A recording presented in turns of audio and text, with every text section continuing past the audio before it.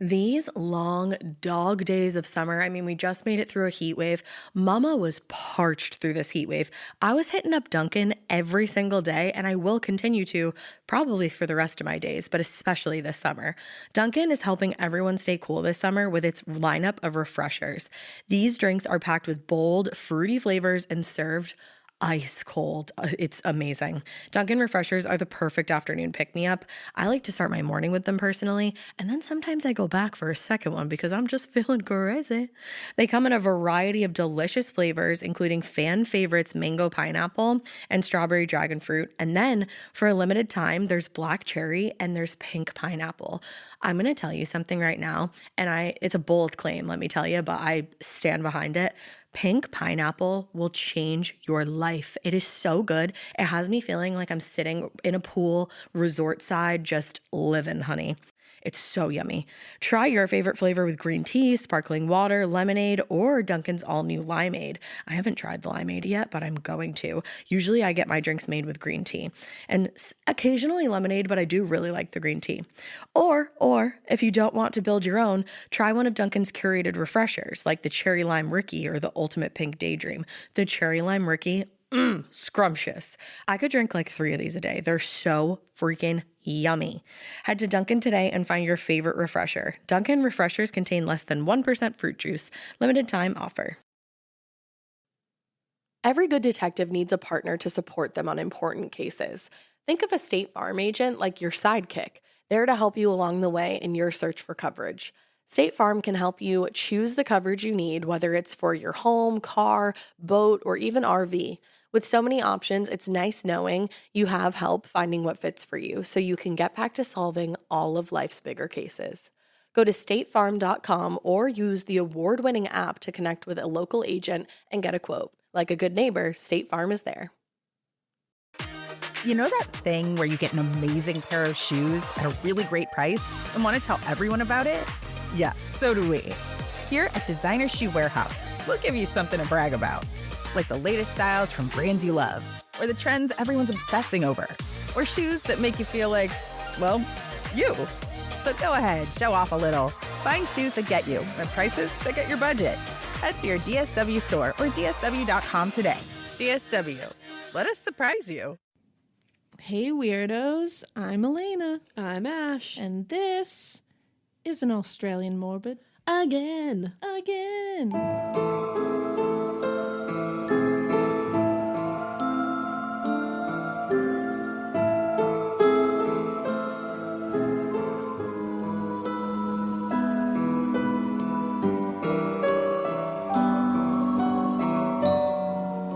We're bringing you back to the land down under. We are here for part 2 of Phoebe Handsjuk. And I know everybody has been waiting with bated breath to find out the conclusion. Because I am too. I'm waiting. I need to know. We're still waiting, actually. This one's not going to be tied up in a neat bow. Unfortunately. But we're going to have a lot more information at the end of this than we did in the beginning of part 1. Part 1. So I was like, how do you count? I think it starts with 1. I think it's 1 first. So I think I did a little poll on the Facebook page to see what everybody was thinking, if it was an accident so far, if it was suicide, or if there was some foul play. And it looks like the majority of people were going for foul play and accident. Yeah, I don't think anybody voted for suicide that I saw. I agree. And I think after we hear this part 2, I think that's going to like firm that up more. And I think it really wasn't. More people are going to lean toward one side. I think so too. But before we jump into it, because we don't have a lot of business, because this is going to be a long one, so we want to jump right in. But we do have a few quick things. Yes. First of all, thank you guys so much for all the birthday wishes. That was bananas. It really was. So many people like commented on your Facebook and Instagram posts, and I'm still reading all of them. Like, I know. Still. It's amazing. So thank you guys so much. I had an amazing birthday because of you. You guys rock. I love you guys. Some serious socks. My socks. I hate socks. I never wear socks. I love socks. I literally never wear socks. The fighting continues. That's probably why my feet smell. Probably. Sorry. We want to do a quick Murder Apparel shout out because they make us merch. And we love them. you should go get our merch from them and any other merch that they have, because all their merch is cool merch. It is merch. So if you head on to Instagram, or if you don't have an Instagram, you can just go to www.murderapparel.com and you can scroll through all their stuff. And if you use our code MORBID, MORBID. wow, I feel like you were doing a cheer. Oh, gross. Okay, don't insult my people. I know, I had to do that. You're an ass. I'm not a cheerleader anymore. It's fine. So yeah, use our code at checkout and you can get 25% off. I like it. That's I've never looked into it. Every episode I continuously guess. I don't want you to ever look into it. 25. I just want to continue using that. 25. And it's all awesome horror themed and true crime themed stuff that you guys will love. I'm going to go on there later on with my birthday moolah Hell yeah. and spend it all. Yes. But I'm also going to use our code MORBID MORBID. to get 25% off. Do it. Thank you. And the last bit of business is we have some exciting news.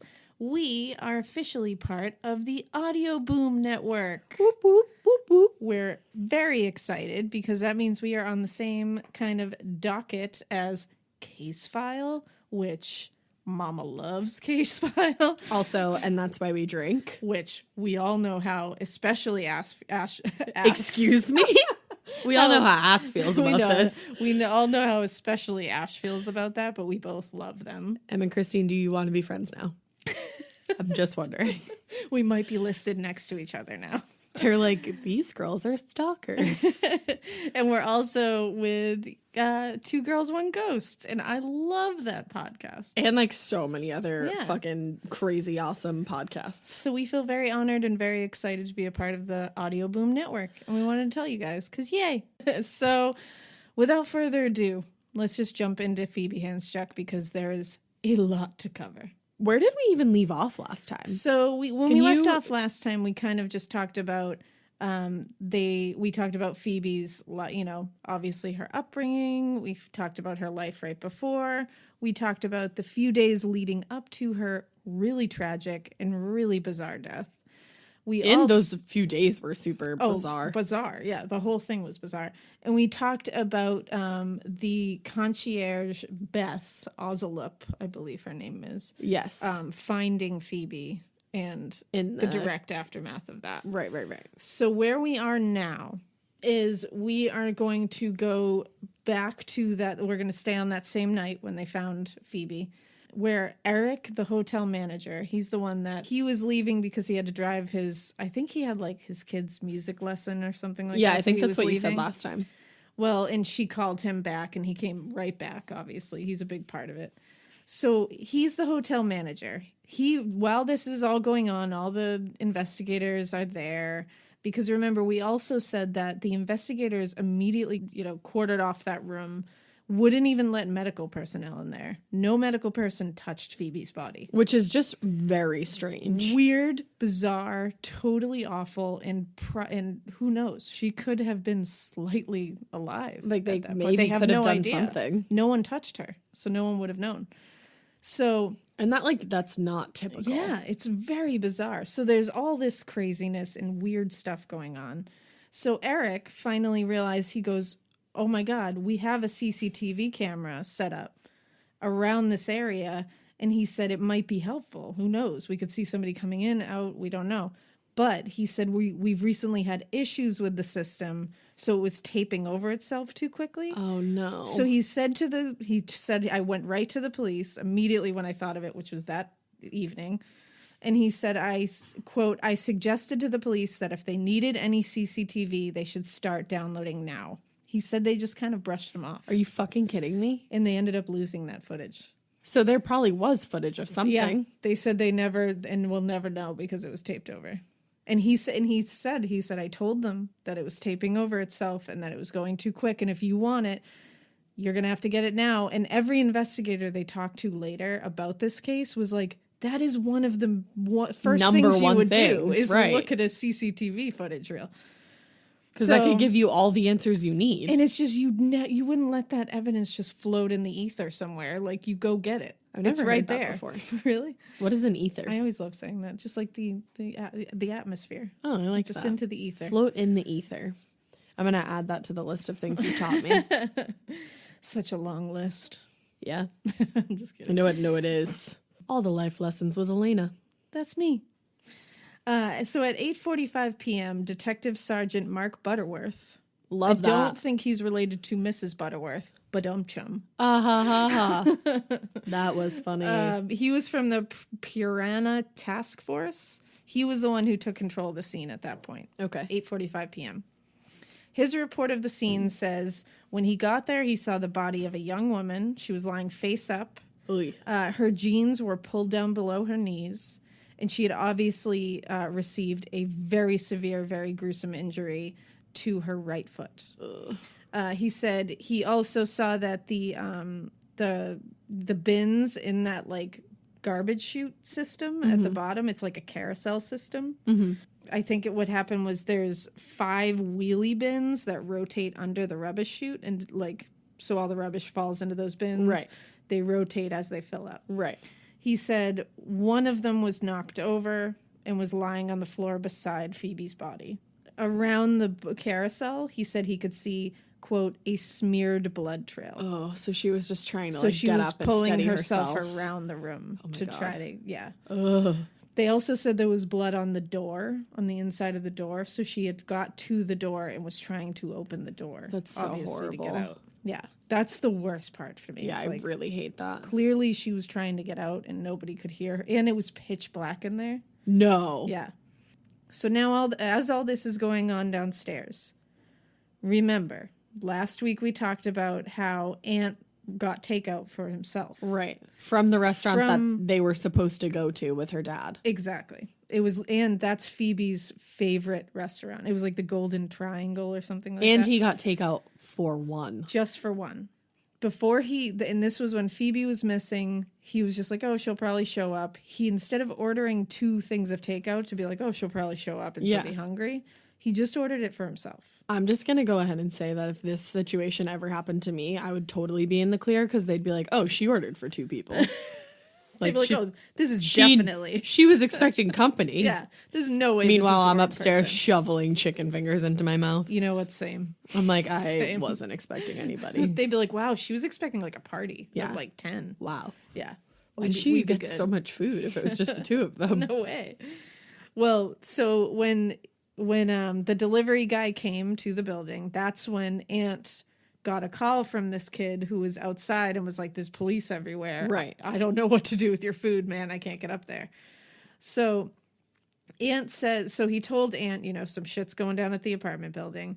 After the delivery guy told Ant about all the commotion, Ant went down to the foyer and approached a detective. He said, I live here.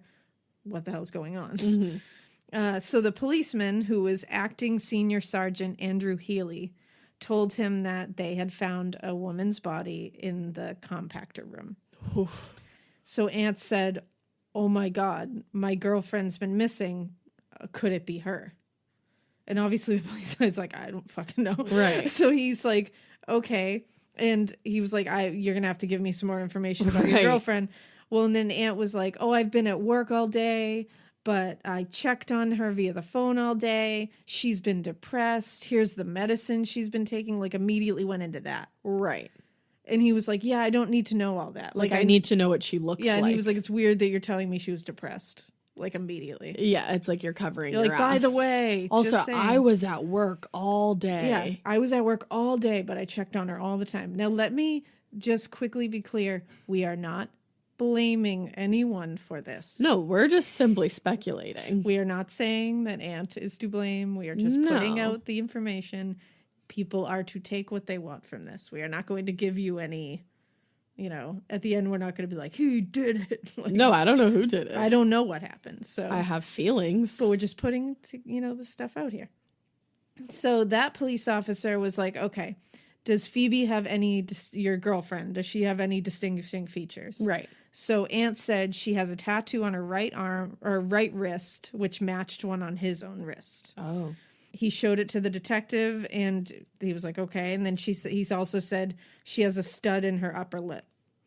So then the police officer said, okay, does she have a tattoo on her stomach? And Aunt was like, yes, she does. Oh, so he was like, okay, can you go up to your place and get a recent photograph of her? Mm-hmm. So when they got the photograph, they confirmed we think that's her. The facial features match up. So now the detectives went back up to Aunt's apartment and were like, we need to take a look in your apartment. So obviously Aunt's like a mess because they're like, we're pretty sure that's your girlfriend. Right. So this is what they observed in Aunt and Phoebe's apartment. There was broken glass and some blood on the floor. Okay. There were the Post-it notes that Aunt had described that were like, he said had scribbled stuff all over them, like he said Phoebe used to do when she was inebriated. There was outside the apartment, but on the same floor, the 12th floor, they found blood on the floor in the room that contained the rubbish chute. Okay. They also found a bit of blood on the door handle of that room. Okay. Now, I think we'll go over this more later, but not a lot was done here to take evidence here. Why? Like they kind of like they didn't immediately swab this stuff. They didn't immediately like it's this whole investigation was wildly botched. Ugh. So Aunt was the one to now call Len, who was Phoebe's father, in case you don't remember. And he had to break the news to him that Phoebe was dead. So Len said later, quote, I was in shock at this and just sat there on the floor.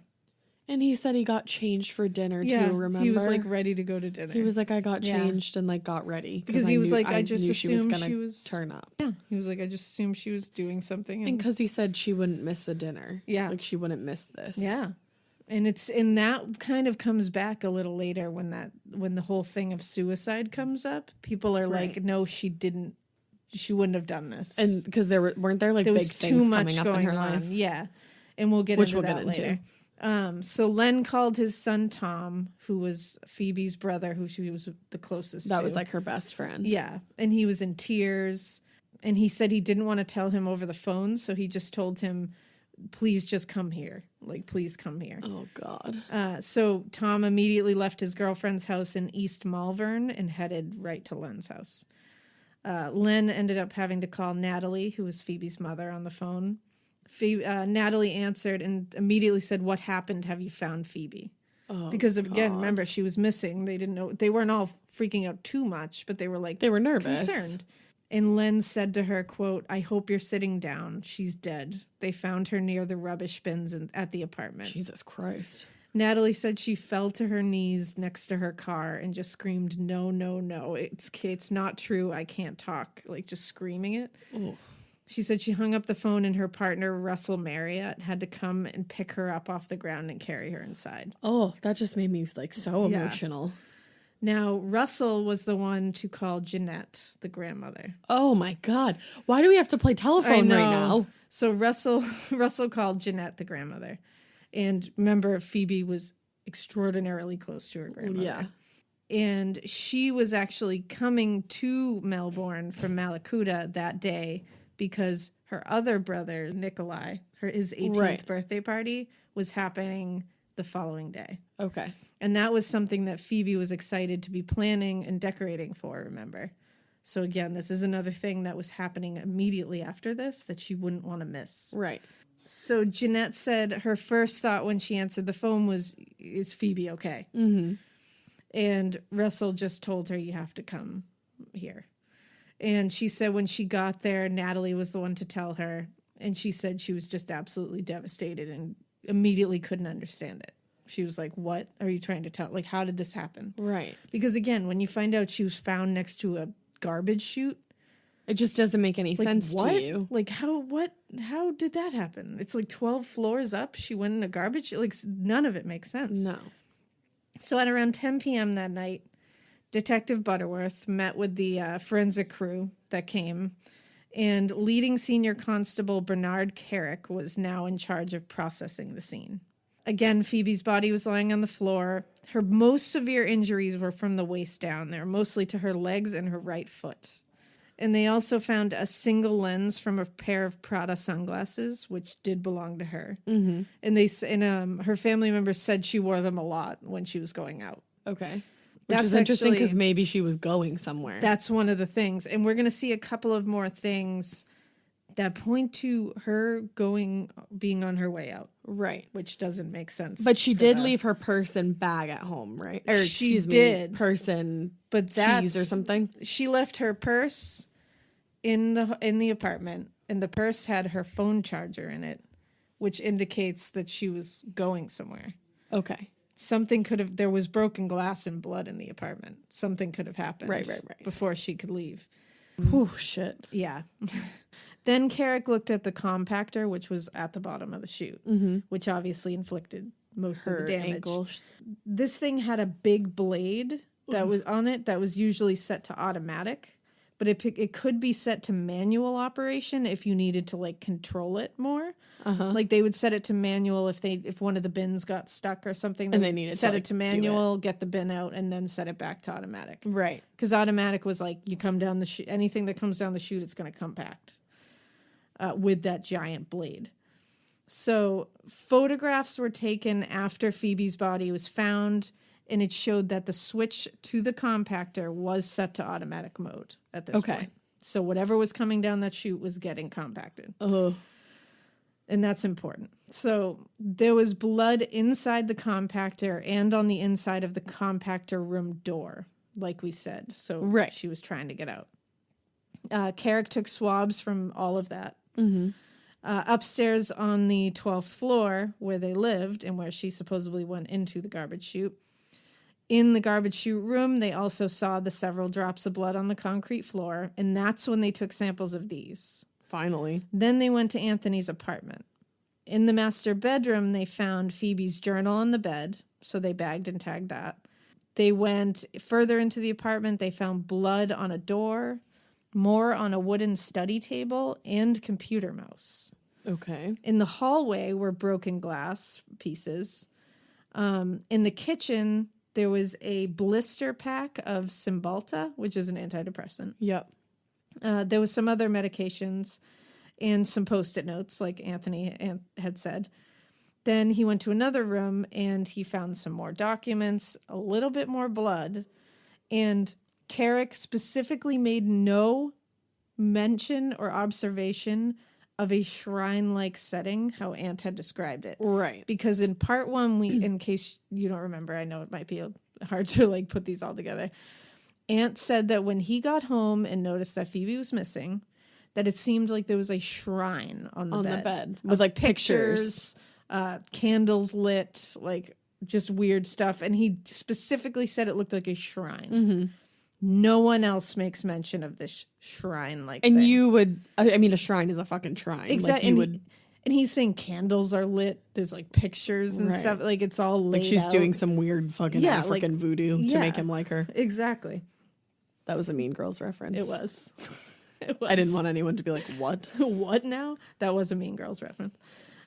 So at this point, the apartment, and this is nuts, the apartment had never been secured at this point. Oh, good. And the entry and exit points of the entire building had not been secured at all. You could just either. come and go as you fucking pleased. People were just bonkers, coming in and out all they wanted. Good. So possibly vital evidence was not protected here. Right. During the inquest later, which we're going to get into, a police officer at this scene said that during the search of Ant's apartment, his parents and friends were in there, and he had no idea how they got in there. He was literally like, oh, yeah, they were just in there. They just showed up.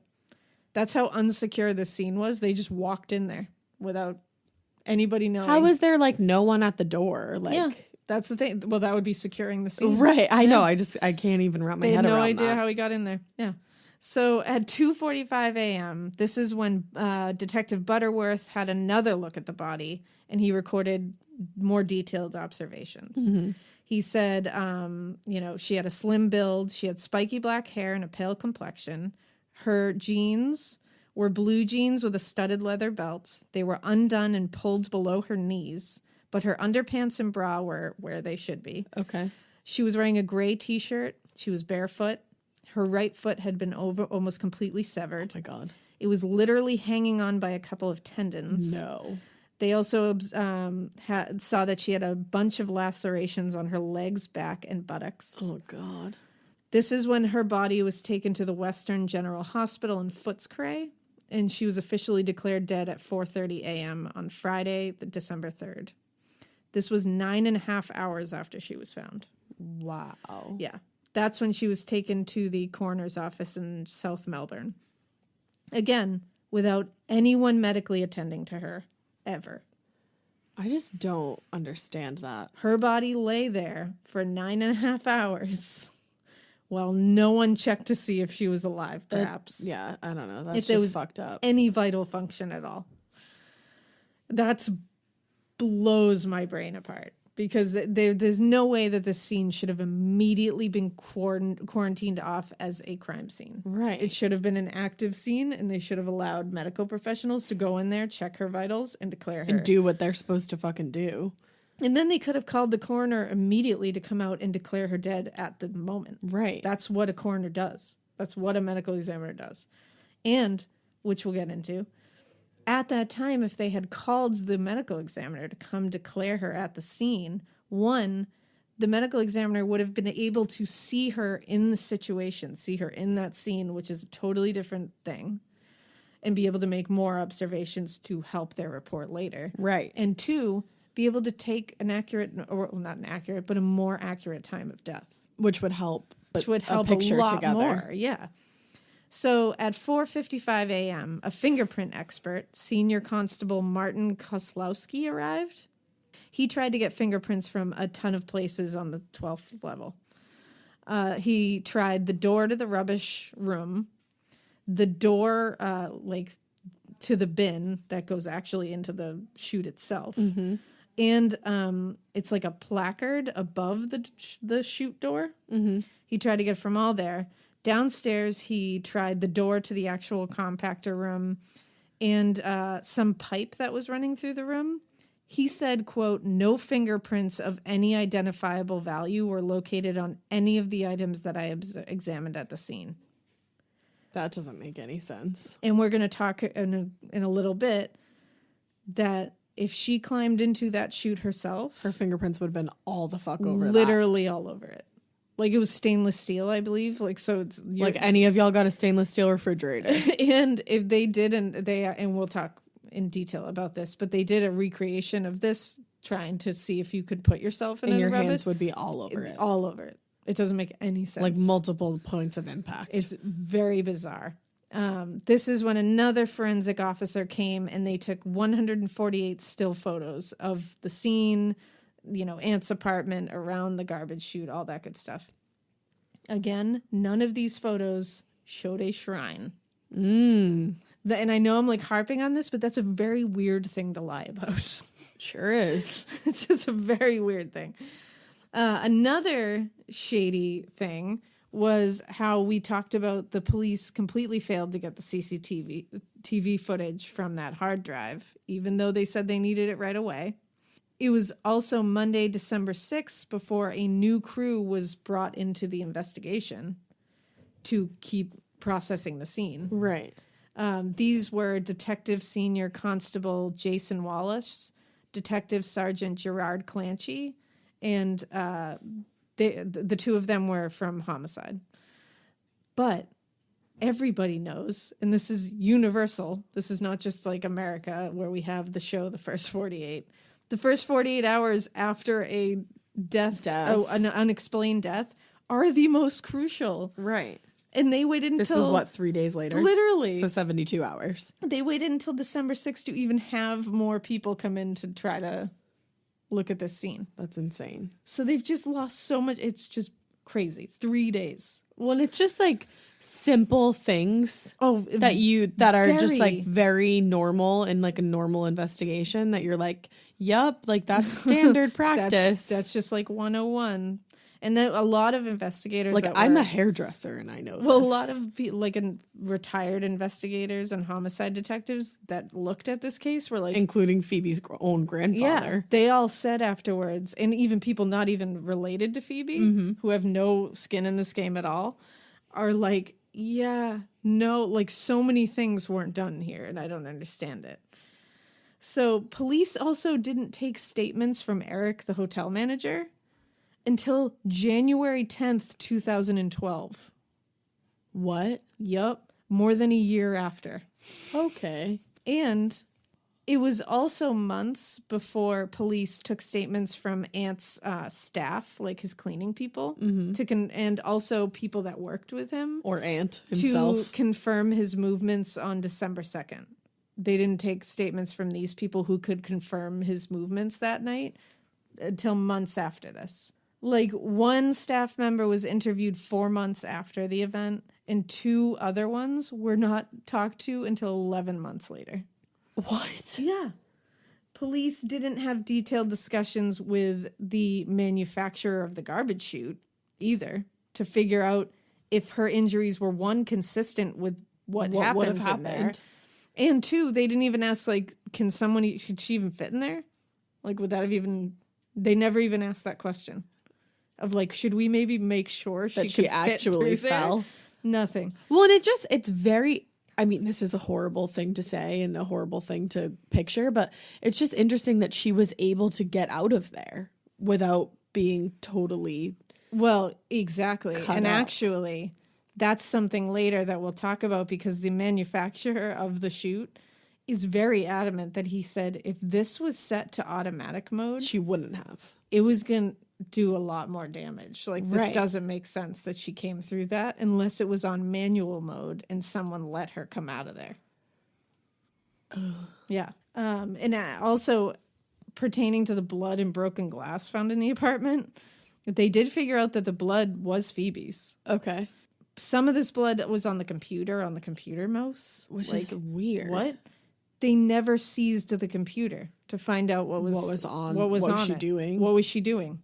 And seeing what she was doing on the computer right before all of this Would have helped. very, like, telltale. We would have helped piece together maybe even a time of death, because we have no idea when she even died, Right. because she was missing for a while, so we don't know when this happened. A little bit, I'm not exactly sure when after her death, her brother Tom cracked into her email and found that her entire email, all the messages had been deleted and wiped clean. What? Yep. Yeah. So, Okay, that in and of itself points to foul play. Sorry, not so sorry. If they had just seized that computer, They would have been able to see everything. Maybe there was a ton of evidence on the computer. I and we have mean, no there idea. had to have been. Yeah. Why else would her entire email have been And deleted? either way, it's like, you just will never know now. It's just you Right. didn't do it, so it's done. It's all been wiped. Did they ever find her phone, do you know? They did, yes. And, like, did they look through it? Yeah, I believe they did. I think we'll mention that at some Okay. point. At about 11:15 a.m. on Friday, December 3rd, so directly the morning after this, Phoebe's family went to the morgue. It was Natalie, Len, Tom, Nikolai, and Jeanette, along with Natalie's brother Matt and Len's friend Chili, I believe. They did attempt several times to see if Aunt wanted to come, but his mom said, no, he's resting. He's too upset. He won't come. So when they got there, Natalie and Len were taken into the room. Oh, my God. And that's when a member of the coroner staff said to them, they are going to do an autopsy. Okay. So Len, which this is like to be expected, Len's a doctor. He's a psychiatrist, so he is a doctor.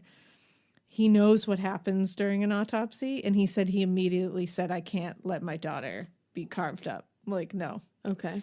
So he immediately was like, nope, I don't want it, because he just wasn't thinking. Right. And they were like, yeah, the police requested it, so, like, you don't have a choice. Like, this is one of those things where we have to do it. It just has to happen. And then they also told him, you also need to be the senior next of kin to object. And they were like, we're her mother and father. We are the senior next of kin. And they were like, oh, no, Aunt already registered as senior next of kin because he was in a de facto relationship with Phoebe. What? So Natalie was like, excuse me? Because immediately they were like, are you kidding me? We're her parents. Yeah. And again, they hadn't been in a relationship that long. No, it had been like 18 months. Yeah, like that's not that long. No, in the not to grand be scheme of overstepping parent toes. things. For like, autopsy consent. Like that's crazy. So he gave the consent for her to be autopsied? Well, he did. He had, so now Natalie decided to call him to see if he did agree with the autopsy. And after they chatted, he said, all I want to know is what happened. So they were Okay. like, okay. So they all agreed. I think that was Len's initial response was like, I Right. don't want that to happen to my daughter and know what happens. Which now, knowing what I know, Nope. I would consent, Yeah. but it would be very difficult to picture that. You know what I mean? Like to No. put that in any kind of personal context. So I understand his immediately like, oh God, no. That's like what nightmares are made of. It really is. So the next step was obviously the toughest. They were asked to identify her, and they made a positive identification, which identifying a body is not like it's not like you're all like clean and perfect and everything. No. You're looking at it as is. I think they pull a sheet up to your chin, Oh basically. my God. But that's got to be the worst thing ever, and especially how she was, So on December 3rd at noon, Dr. Matthew Lynch of the Victorian Coronial Services Center, he was the medical examiner, began his autopsy. With him were two forensic photographers and Justin Tippett of the homicide squad. So the doctor noted that he said her jeans were extensively bloodstained, and he said, quote, the waistband is just below the knees. The right leg of the jeans is extensively torn. The black leather belt with studs is looped through the first and second belt loops at the front on the left.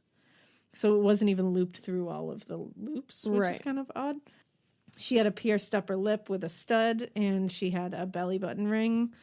Above her pubis bone was a tattoo with the messages, I'm probably going to kill this, Nosce te ipsum, which means know thyself. And then on the other side, it said Audacis Fortuna Uavat, which means fortune favors the brave. Okay. So there were also some symbols tattooed on her left arm and some down her spine. And then she had the wrist one with that. Mm-hmm. The autopsy was a little over 3 hours. He said that if her injuries were consistent with a fall down a narrow chute over approximately 30 meters. He said the injuries to her lower body and legs were obviously way more severe than any of the other ones. And her right foot had been, like we said, virtually amputated. It said just below the joint between the tibia and fibula. Oh my God. It was attached by only a couple of tendons. All of the major arteries that deliver blood to the feet had been severed, including the popliteal artery, which is the lower branch of the femoral artery. Now, if you ever were to nick your femoral artery, you'd die. bleed out in a second. That's the main artery that supplies blood to the lower limbs. Isn't that like right behind your knee? No, it's up in your thigh. I mean, it goes down there, but okay. but mainly it begins up there on your I thigh. remember hearing that once and then like being nervous to shave my legs. They would take some force to do that. Okay. He said that the injuries in that area appeared to be inflicted by blunt force, which makes sense to falling down a chute. Uh-huh. The wounds did have regular edges in some places, but the ends of the tibia and fibula were like jagged. So basically, if an artery is severed like cleanly, just by like surgical means, it will retract, and the ends of that artery will create kind of like a plug, Mm-hmm. and that will stop the blood from flowing. It almost sucks it up. cauterizes itself almost, like it just keeps it from flowing. But if it's like raggedly severed, then it's just going to keep pumping every time your heart beats. It's just going to spurt out blood.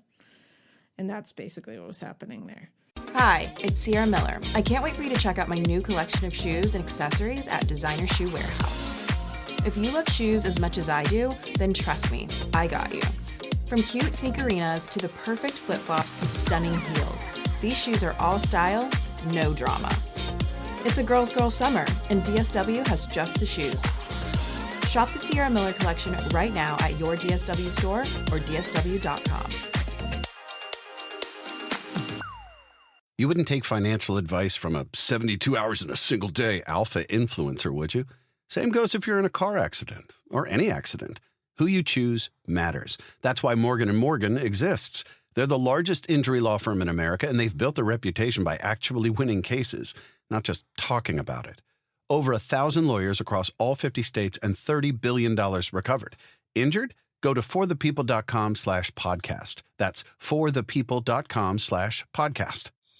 Traditional home security only alerts you after a break-in, and that's too late. Simply Safe is changing that. Stop. This is Simply Safe. Police are on the way. We don't just alert, we stop crime before it starts. Simply Safe, plan starting around $1 a day. Save 50% on your new system with professional monitoring at simplysafe.com/SXM or with promo code SXM. Outdoor deterrence requires a Simply Safe Active Guard outdoor protection plan starting at $49.99 a month. Visit simplysafe.com/licenses for alarm license information. Tennessee 2012. And now, the next chapter of the Serta Counting Sheep. Hey, Uncle Number One, why aren't we counting anymore? Let me tell you a story. Long ago, Serta invented the perfect sleeper mattress. Oh, no. Oh, yes. It says the all-new Serta Perfect Sleeper with the Q4 support system has 4-in-1 perfectly interlinked coils that help relieve aches and back pain for perfect sleep night after night. We'll never get counted again. Nope. Serta, we make the world's best mattress. Hey, listeners, I'm Ash. And I'm Alaina. And we are so excited to have joined the Sirius XM family. And you know what? If you want to keep hearing new episodes of Morbid ad-free, subscribe to SiriusXM Podcast Plus on Apple Podcasts or visit SiriusXM.com/podcasts plus to listen with Spotify or another app of your choice. Let's go. So there was a bruise, a subdermal hematoma on the left side of her brain on the surface of the parietal cortex, which is the upper part of the brain towards the rear. The doctor speculated that this could have been caused when the brain was removed during the autopsy. Mm-hmm. And I can say from personal experience, because I take out a lot of brains, that definitely could have happened. Can you say that one more time? I take out a lot of brains. Savage. And that Who definitely... the fuck else can say that? Like, that was so cool. That is a crazy You're statement. gross. You fucking nasty. It's just true, though. I take out a No, lot I of know. brains. That was like so great and Like, so horrific all at the same time. All of my weekends are just taken out. Never brains. in my life will I say that. No. I don't think. I mean, hopefully not. Until I'm a zombie. That would be a lot. Dig out the But brains. I can say that It is does happen. definitely possible because it's when you remove a brain. It's probably from, hard, right? It is. It's pretty hard, and I mean it's a simple process, but it's kind of like hard manual labor because you have to reflect back the scalp, which is easy because you just cut it away from the skull, and then you use a bone saw, which is very heavy, Sure. and really intense, to cut the skull cap off. But what you have to remember is parts of your skull have different thicknesses in different spots. So you have to you have to know what kind of pressure to put down to not just bang right into the brain and cut the brain. Because although you can, it's not like a huge deal if you do that. Neuropathologists don't necessarily like when you give them a brain that's been like chopped from your bone saw because that skews their findings. But it can happen. So if you banged into it with the bone saw, you could cause a subdermal hematoma. Number one, thank you so much for all of your inside the information. You're welcome. Ew. And number two, I wish you all had seen the hand gestures that she made while talking about cutting open your fucking skull and scooping your damn brain out. Thank you. I'll never sleep again. Continue. I know. I gave you a whole like puppet show. You were like, I was dun, like, dun. Here, let me explain. Like, okay. I can't help it. I have a into it, headache man. from like thinking about my brain being sawed open. I mean, hopefully you won't feel it. Oh, fuck. Mortality is real. It is real. Oh, yeah. Death is coming. Oh, my God. Fuck For you. everybody. Okay, For whatever. everybody. I don't like to think about that. So there was also an area where Phoebe was bleeding on the left side of her head, I guess, too. So those are all just injuries that he noticed. He said at the end that she died from multiple injuries resulting in significant blood loss. Mm-hmm. So she bled out. So again, Oh, God, that's horrific. she could have been slightly alive. Like, a couple transfusions and maybe we could have, I don't know, it's possible. Somebody had been able to look at her. She also had a ton of broken bones, but he did note that there was no evidence of neck trauma or any kind of sexual trauma, and no diseases were detected. Okay. The tox reports revealed quite a bit. She had her blood alcohol content was 0.16 grams per 100 milliliters, which is more than 3 times the legal driving limit. Oh, wow. It also said that her blood contained the drug zolpidem, which is known as Stilnox. That's the sleeping pill that they end up blaming this whole thing on, by the way, which is crazy. He also wrote, quote, "The consumption of ethanol alcohol in patients taking zolpidem is absolutely contraindicated due to described side effects, which include complex sleep-related behaviors." So Stilnox has been, apparently it's got kind of like a bad rep, an Ambien, not really, it's just got like an Ambien rep, kind of how like people say like they sleep eat or like sleep drive or sleep clean. So it can make you do things when you sleep. That I wish my ass would sleep clean. Which I guess sleep eating is like a big one. With That's Ambien. horrible. And I wish that I could sleep exercise. Yeah, I mean, can you imagine? Maybe, who knows? Maybe it's been reported. Oh my gosh. I'll try Ambien for that. Don't do that. Whatever. Because some people like walk out the door and get in their car and drive. Yeah, no thanks. I just want the exercise part. I'm not saying that happens to everybody who takes Ambien. I'm not trying to like knock Ambien. Like, yeah, some people need that shit. It works for you. That's great. It's just that is reported. I'm not making this up. So the other drugs in her system were quinine, which is used for treating muscle cramps.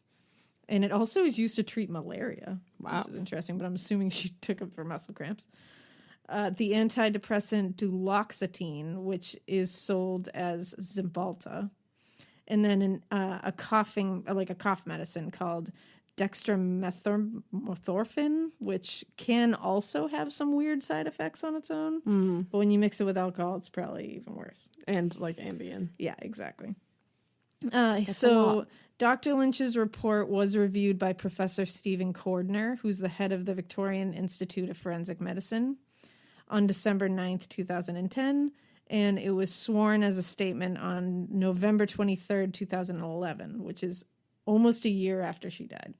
Dr. Lynch, he also was trying to figure out the likely time of her death, obviously, but he couldn't be very specific about it because 7 hours had gone between when she was last seen alive, like when she went missing. Right. And when she was found. Right. So that's a lot of time. And he hadn't, which is crazy to me, he hadn't attempted to take a rectal temperature, which can help you figure out somewhat the times. determine. Now, there are actually 3 different times of death. There's the physiological time of death, which is when the vital functions have stopped. There's the legal time of death. That's the time recorded on the death certificate. And then there's the estimated time of death, and that's the death the medical examiner estimates. Okay. Now, to find this out, you look at body temperature, liver mortis, rigor mortis, stomach contents, degree of putrefaction, corneal cloudiness, vitreous potassium level, and sometimes insect, friends who have come. If the scene is outside, mostly it can happen inside too. They're not friends. But the most important and the most, recognizable one is body temperature, rigor mortis, and lividity. Those are the ones that are really used mostly. Right. And they're the most, accurate and relied upon. Body temp is the best one because a dead body loses 1.5 degrees per hour after death until it reaches equilibrium with the environment. So like room temperature? And then it'll stay where it is. The formula for hours is hours since death equals 98.6 minus the corpse's core temperature divided by 1.5. Just in case any of you want to do that. You are a psycho. Now, what you want to do is you want to take the body temperature. I mean, you probably don't want to do this. I don't but medical examiners want to do this. You want to take it rectally. Or you want to take it by measuring the liver temperature, which that's a more accurate temperature because it's core body temperature. Right. But what you have to do with this is you have to make a tiny incision in the upper right abdomen, and then you just pass the thermometer into the tissue of the liver to take that. Okay. It's very quick and easy. They do it all the time, it seems. None of this was done. Why? It makes me nuts. So Phoebe's clothes were also sent to the police forensic services lab, along with the photos taken at the autopsy by the forensic photographers. Mm-hmm. Now, what they were trying to do was look at her injuries and look at the damage to her clothes and just make sure it all matched up, because you never know. Somebody could have dressed her afterwards. Who knows? Oh my God, so fucked up. Now, the blood and the tears on her clothes, her jeans specifically, did seem to suggest that the jeans were being worn as usual when the injuries were inflicted. Okay. But they were found down at her knees Right. and her ankles. So they said there were 2 long rips in the jeans, and neither of them had gone through the fabric, and they didn't line up with any of her injuries. Okay. So that's weird. Yeah, like, what does that even mean? It's like, so her pants were, because if you think about it, if her pants were up around where they should be, around her waist, and she went in the chute, they wouldn't ride down if she was going down the chute, because she went feet first. Right, they would ride That up. they could because determine. of, like, they would ride up. Gravity. So how the hell did they get down there? And then there were injuries that didn't line up with a couple of the rips in her jeans. Right. It's just, again, these are things that can be, not the riding up. I don't get how they ended up at her ankles. And nobody did. Nobody's been able to explain that. But I can kind of understand if, like, a couple of the rips didn't line up, because maybe she was wearing ripped jeans and they just didn't. Or, like, I don't know if this is stupid, but, like, maybe she realized that, like, her foot was almost severed, and maybe she was, like, gonna take her pants off and, like, use her pants to, I don't know, you know what I mean? Maybe. I don't think so, Yeah, but, I don't like, know. maybe in, like, your wildest dreams. Because I don't think you would try to pull your pants over your foot that's hanging by a tendon, because you would just rip your foot off. That's true, but I mean, she was, like, drunk, so. Yeah, but she'd also just fallen 12 floors out of a garbage chute. That's true. So I don't think she was trying to clot anything. I think she was just trying to get out. Oh my God. But again, who knows? Yeah, you don't know. So at this point, this is interesting. Just saying. Ant put in a claim to receive the death benefit payment for Phoebe, and he used the whole thing that they were in a de facto relationship, so he was next of kin. What does that mean, a de facto relationship? It just means, like, it's a proven romantic relationship. Like, they lived together, they had... For a fucking year and a half. Yeah. You don't think her parents deserve that money? Well, and his father, George, the judge, remember, signed a statutory declaration to support this claim. But the problem here was, whether intentionally or unintentionally, I'm not blaming anybody, George didn't exactly give the correct information on this, especially about the length of Phoebe and Ant's relationship. He said they were together 6 months before they even met, and had them living together before they even met on this declaration. So that obviously made it look like they had a longer relationship and were living together longer. Yup. There was obvious tension about this. Is this like life insurance? Like, Yeah, what is basically, this? like a benefit payment. There was obviously tension with her family about this, but he ended up getting like $113,000. Wow. And after a lot of, like, I think there was like some fighting and stuff, he did end up giving it to her, I think giving it to her brothers. Yeah, he didn't fucking need it. He was Yeah, working with he like didn't. celebrities. But it's just the fact that, like, he made the point to do that. I don't know. It's just Weird, bonkers like, to me. quote unquote power moves. So this is when they start getting into the logistics of, like, wait a second, could she have even gone through the shoot? So on December 7th, Neil Bone, who's the managing director of Waste Tech, that's the company that made and installed this whole system, he was brought to the scene. And he was brought onto the 12th floor, where she apparently went into the garbage chute. With him were the detectives on the case and the medical examiner, Dr. Lynch. Dr. Lynch said in his report that he said he thought a person of Phoebe's size could fit in that garbage chute, but he said only obviously if they were able to put their legs in first. Right.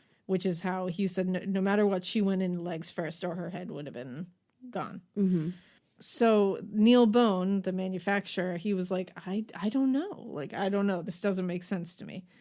He said, not only does he not really think that she would have like comfortably fit through this, like at all, but he said she wouldn't have been able to survive going through that compactor if it was on automatic. And he said, and obviously she survived for a period of time. Yeah. We all agree on that. It's true. Like, it's obvious. So he said when it's on the automatic setting, it chopped the garbage and compressed it into 400 millimeter blocks. Oh, wow. Before it even allowed it to pass through. And this was to make sure, like, consolidate space in all the rubbish bins. Yeah. He said there's no way Phoebe would have passed through that compactor without getting way worse injuries. Like, he was like, I know that foot is really bad and there's obviously some bad ones. She would have gotten way more, like chopped into bits.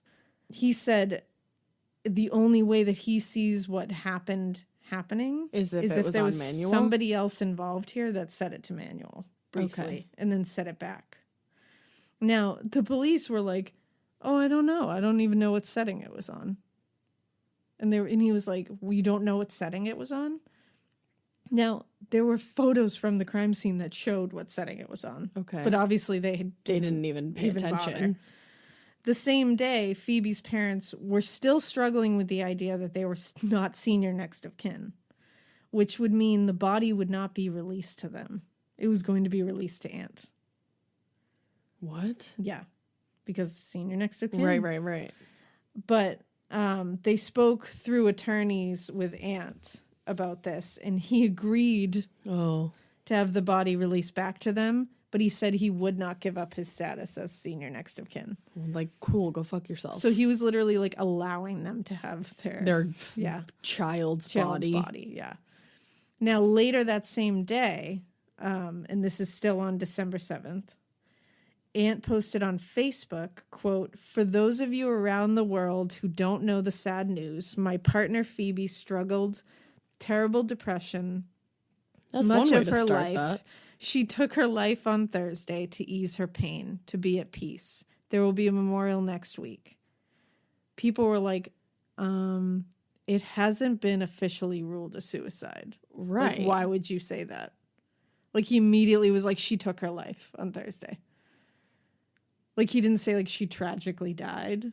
Like, yeah, like, she took her life.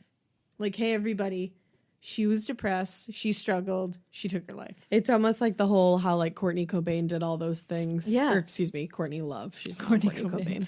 Courtney Love did all those things to be like, he was so depressed. All of a he sudden. was so depressed. All of a sudden, we're just... Which... Was she struggling? For sure, obviously, but no one, like, the police were treating it as a homicide at this point. But they were not. It was not ruled a suicide at this point. Right. And he was writing that on Facebook. Like, what? So, and I don't know, like, if this happened to somebody that you loved, you would think that you'd be like, no, like, yeah, but something happened. Well, and you'd also just, I think you would be like, she tragically died on Thursday. Yeah. You don't have to tell everybody she struggled with depression and she ended her life. Like, you don't need to tell everybody say that. Especially when you don't fucking know. So the next day, December 8th, Aunt wrote a long email to Len and Natalie. And on it, he CC'd Tom, Nikolai, Jeanette, George, Felicity, which are his parents. George is his father, Felicity is his stepmother, and Sue is his mother. He said that he was deeply hurt that Len and Natalie were challenging his position as senior next of kin. Why? Because they had lodged a application with the coroner to be treated as the senior next of kin. And he said, quote, "without the courtesy of consulting me." Like, I'm literally, like, I would be like, I am her parents. I am her mother. Like, are you kidding me? And he said... He said, I'm working with them. I don't understand this. He said that he told the coroner's office that he had no objection to having them listed as interested persons, quote, "so we all receive the same information." And he said he didn't want to fight over anything. He didn't want to fight over the body. But he said he would, quote, "permit Len and Natalie to organize funeral directors and make arrangements for her cremation." Oh. He said, "I will permit them to do that." to make arrangements for their own child. Am I allowed to say he's a real doucher? Oh yeah, like I'm not saying he's a murderer or anything. But he's a He douche. sounds like an asshole. And he even wrote a letter to the coroner to defend his position as senior next of kin. And in it, he said, quote, "My pain over their conduct," meaning Len and Natalie, "is insignificant compared to the pain Phoebe would feel if she knew they had taken this course." So he's literally saying to the coroner, their child, Phoebe, the dead one, would be horrified that her parents were trying to take control of her arrangements. I doubt that, because And it's they were like- the ones she went to when you were like mean And to her. How awful are you that you were literally being like, your daughter would be horrified by you right now? Like your dead daughter. Like you're the worst. Ew, what an asshole. Yeah. Oh, and so he also was really mad because Len and Natalie, in their letter to the coroner, had mentioned that they would like a coroner to be handling the death that didn't have any association with his parents. Yeah. Felicity and George, who are both judges and are very influential. So they had said, like, they didn't like that this coroner, Dr. Lynch, did have an association with Felicity, his stepmother. Right. They were like, I don't know. I don't like that she has a special interest in this. It's not. Which Well, I feel like that shouldn't even be allowed regardless. it shouldn't. It really shouldn't. Ant referred to that as a slur. And he couldn't believe that they would even suggest that there was improper influence. Like, how dare you? Now, it's just bonkers to me. Ant also said that he thought that he was doing everything right. He said he thought by allowing them to allowing Phoebe's body to be released to them, that he was demonstrating how, I have Great a lot of he was. integrity.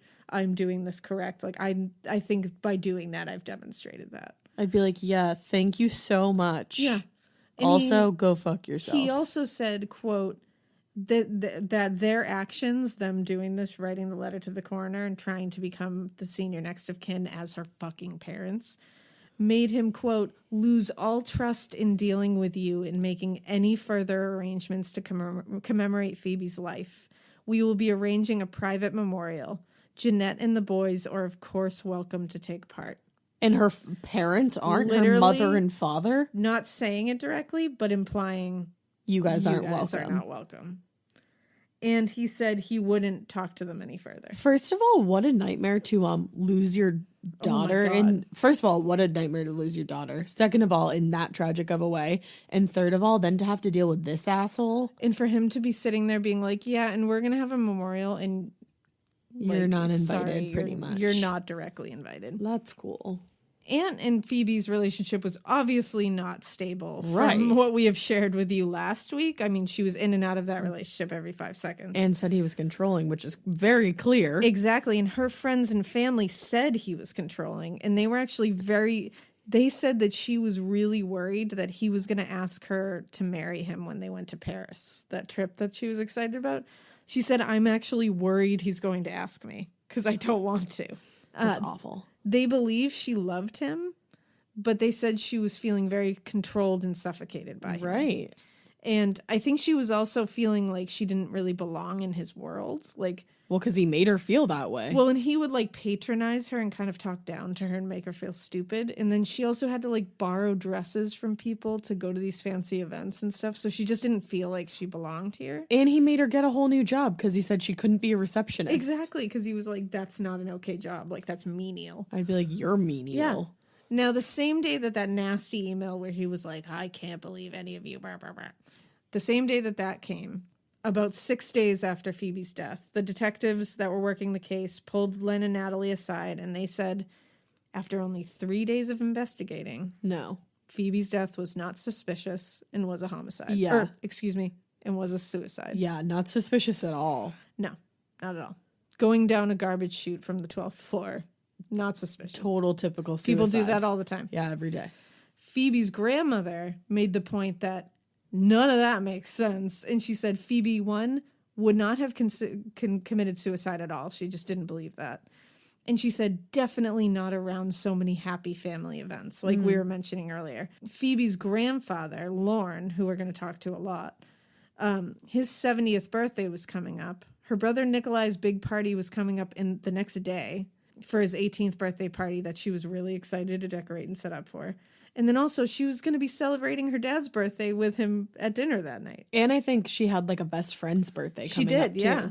So she had all these birthdays and happy events coming up, and she loved that shit. Yeah. They were like, she wouldn't have done that. She wouldn't have like made these all dark moments for us now. Now, this is when her grandfather, Lorne, the old homicide detective, could not take this. He was like, I'm not taking this conclusion that it's not suspicious. That's just not what happened. Yeah. So he made an appointment with Sergeant Clancy, who had taken over the case, at the homicide department on Friday, December 10th. So this is only a few days later. Before the meeting, he compiled a long list of things that he thought that the police should have done but hadn't. In that, he said the thing about the CCTV footage that they didn't take. He said they didn't interview the building manager about the security systems or asked anything about him watching anything that day, any weird movements that day. They didn't seize the computer. They didn't seem to find it weird that even though she was a compulsive writer and wrote all the time, that she didn't write a suicide note. Yeah. And they didn't even look to see if one was on the computer. Mm-hmm. They hadn't interviewed Ant's staff to verify his movements on the day she disappeared for months. And he was like, that is literally like one of the first things you would should do. Because she died under strange circumstances, regardless of what actually happened here. He said it was weird that they brushed aside all the broken glass and bruises on Phoebe's wrists and upper arms and the blood in the apartment and on the computer and the broken glass and on the door frame. And he said they immediately had said, oh, well, we figured out that Phoebe dropped a glass and she probably just cut herself. No. But they were like, well, no, she could have dropped a glass in like a fight. Yeah. Or she could have thrown it. She could have done it. Anything could have happened. And why didn't you find the rest of the glass? Exactly. And also, and he said most important of all, they didn't even confirm that it was possible to commit suicide by going down the garbage chute. Like, they were like, you didn't even check if that was like a possibility. Like, could she fit down there? Yeah. And he also brought up Phoebe's iPhone. He said if Aunt had taken the iPhone to be repaired on Wednesday morning when he left for work, like he said, right, then Phoebe couldn't have sent that weird tomato soup text message that she sent. That was like bizarre to everyone. Super weird. Because that was on the morning at in the morning at 10:32. And he said the phone was working at 6:25 p.m. the previous day because Aunt had used it to message Bren Hessian looking for Phoebe. Mm-hmm. So the detective said, yeah, like, we know all this. We're satisfied with the investigation. I'd be like, cool, I'm not. Like, and he was like, so none of that like seems those weird to you almost, that you didn't do any of that? I think those probably like 10 different Literally. things. And they were like, yeah, no, it was a suicide. And he even pressed more, being like, you didn't even interview any of Aunt's friends or family or coworkers from the day it happened. And they were like, yeah, no, that's it. It's done. Like, can you sue a police department? Well, and smaller details bothered Lorne, too. Like, he said those Prada sunglasses that were found next to the lens. Why would she just be wearing those? Why would she bring her sunglasses with her while intending to kill herself? And she had packed her phone charger in her bag, and they found her straightening irons were plugged in and on the floor. Mm-hmm. Like she was getting ready to go out. Right. No one on the investigative team even acknowledged any of that.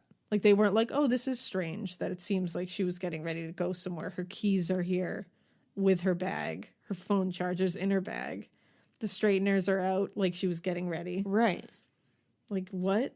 It just doesn't make any sense. And then also they were like, isn't it weird that someone would try, like, kill themselves in a garbage chute? Like, when is another instance of that? And they couldn't find another instance of that. No, it's just never happened.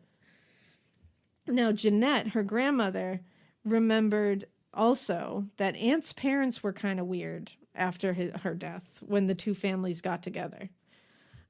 His father, George, kept saying to Len that Phoebe was a troubled girl, obviously. And at one point he said, quote, well, of course it was suicide. I'd be like, oh, you want to tell me about my daughter's death? Yeah. Cool.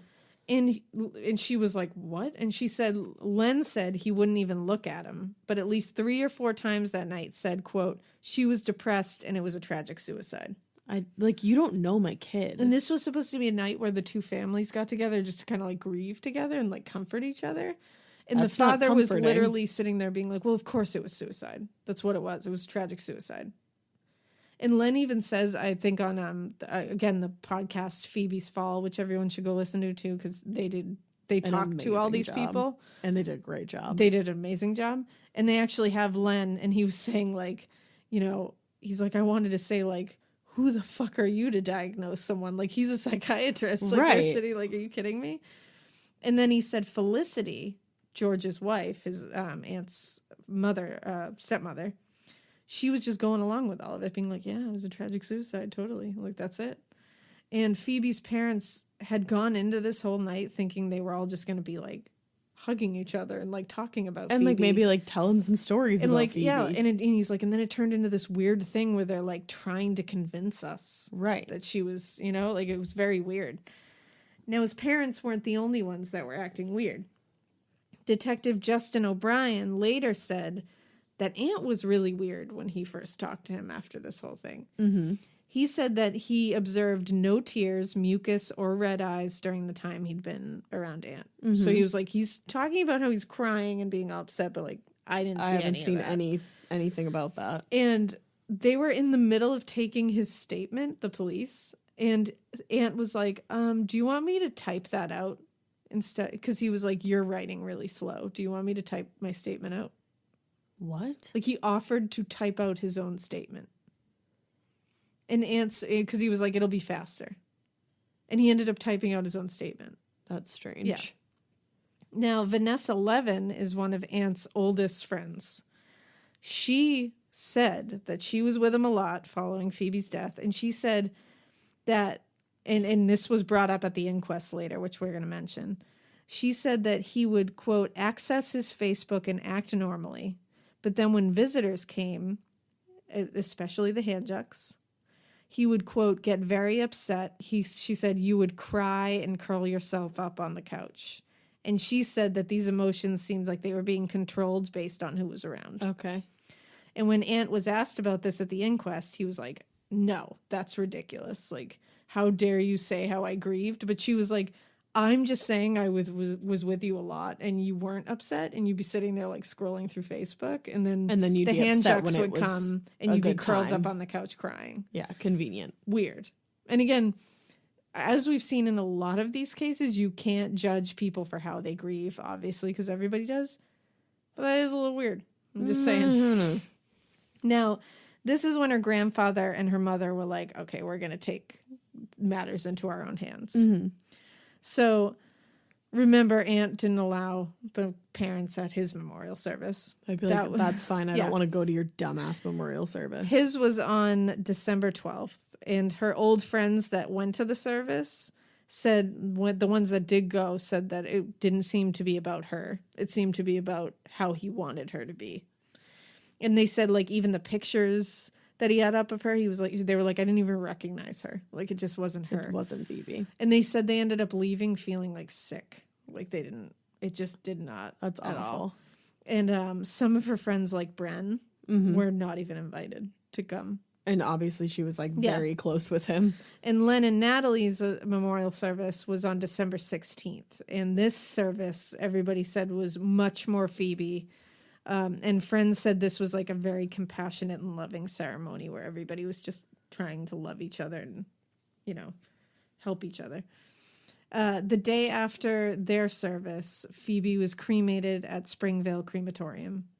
Her ashes were brought to Malakuta, because that's the place she loved the most, because that's where her grandmother lived, to a lake she loved. Len, her father, his father is actually Norwegian and taught him how to bend wood to create a Viking boat. Oh, wow. That's cool. Yeah. And to do a crazy, awesome send-off for Phoebe. Oh, I love that. So they said about 40 people gathered on the beach. Her ashes were put in the boat along with letters from friends and family that they wrote to her. Ooh, I could feel my heart. I know, right? It was covered in marigolds, and they lit the boat on fire and pushed it out and just watched it burn in the lake. Wow. Like a Viking funeral. I really, that lump in your throat when you're going to cry. Here I am. Isn't that crazy? I just love that. I was also like, feel wow, like what a she would have loved that because she was like so creative. And she was like a free spirit. I feel like so very like attached to this I feel case. like I just feel, I know, I feel like you and Phoebe had like some soul sister stuff going on. Yeah. Some of it. I was, yeah. No. I just but mean your free spirit. The very free spiritedness. So December 22nd, Natalie actually met with Aunt at a coffee shop near his apartment. Because she wanted to, like, she was like, I just want to, like, talk about her final moments. Like, you know what I mean? Like, you were with her. Like, yeah. So they talked about it, and she said they actually had, like, a nice conversation, she felt. Nat and Aunt. Yeah. Okay. And they talked about, you know, the last days and everything, and she felt like they had a good conversation. He gave her a box of Phoebe's belongings because she had requested them. And he said he only kept the things that they jointly owned. Mm-hmm. So she felt good about the meeting, but then she got home and opened the box. Oh. There were some things missing that she was like, excuse me? Such as? Her passport, her Medicare card, her laptop, her camera, her birth certificate, and her recent journals, which she wrote in every single day. So what did he give her exactly? And I don't exactly know, but apparently Phoebe carried her current journal with her literally everywhere. So the fact that that wasn't in there, she was like, yeah, that's weird. Yeah. And she was like, all these other things are like things I should have. Like her birth certificate. That's like hi, I was there that day. Like I was pretty important in that.